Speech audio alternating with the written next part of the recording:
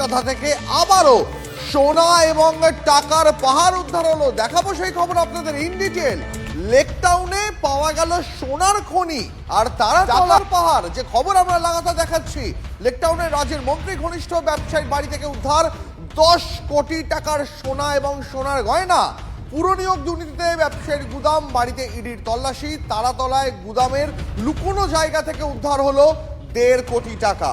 সুজয় আমাদের সঙ্গে লাইভে রয়েছেন। সুজয়, এর আগে আমরা দেখেছিলাম টাকা উদ্ধার হয়েছিল খাটের নিচ থেকে, টাকা উদ্ধার হয়েছিল বাথরুম থেকে, টাকা উদ্ধারের জন্য বাড়ির সামনে ট্রাক দাঁড় করানো হয়েছিল, ট্রাঙ্ক আনা হয়েছিল, 3-4টে মেশিন নিয়ে যাওয়া হয়েছিল। এক্ষেত্রে ছবিগুলো কি দেখছো ওখানে?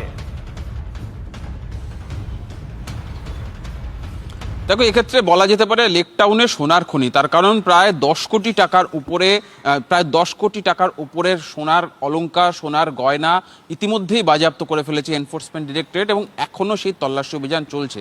আমার সহকর্মী তুষার ঘটক তোমাকে দেখাবে লেক টাউনে গৌতম ধন্ডানিয়া, যার বাড়িতে মূলত এই পরিমাণ সোনা এবং যে টাকা পাওয়া গিয়েছে, তার যে সংস্থা রয়েছে যেখানে ইতিমধ্যে তারাতল এলাকা তল্লাশি চলছে, সেখানেও তার দফতর, অর্থাৎ ওয়্যারহাউস সংস্থা, সেখানে তার দফতর এবং তার বাড়ি, সেখানে তল্লাশি চলছে। এবং রেডিয়েন্ট এন্টারপ্রাইজ প্রাইভেট লিমিটেড নামক সংস্থা, সেই সংস্থার সঙ্গে, সেই সংস্থার মালিক এই গৌতম ধন্ডানিয়া, তার সঙ্গে রাজ্যের এক মন্ত্রীর ঘনিষ্ঠতা রয়েছে এবং ইডির তরফ থেকে দাবি করা হচ্ছে তারাতলায় তার যে ওয়্যারহাউস, সেখান থেকে যে 1.5 কোটি টাকা, এবং এখনও গণনা চলছে, টাকার অঙ্কটা বাড়বে, যে টাকা পাওয়া গেছে তার সঙ্গে পুরনিয়োগ দুর্নীতির যোগ রয়েছে। এবং এখান থেকে, অর্থাৎ লেক টাউনে তার ফ্ল্যাট থেকে, বিলাসবহুল ফ্ল্যাট থেকে যে প্রায় 10 কোটি টাকা মূল্যের সোনার গয়না পাওয়া গিয়েছে, তার সঙ্গেও পুরনিয়োগ দুর্নীতি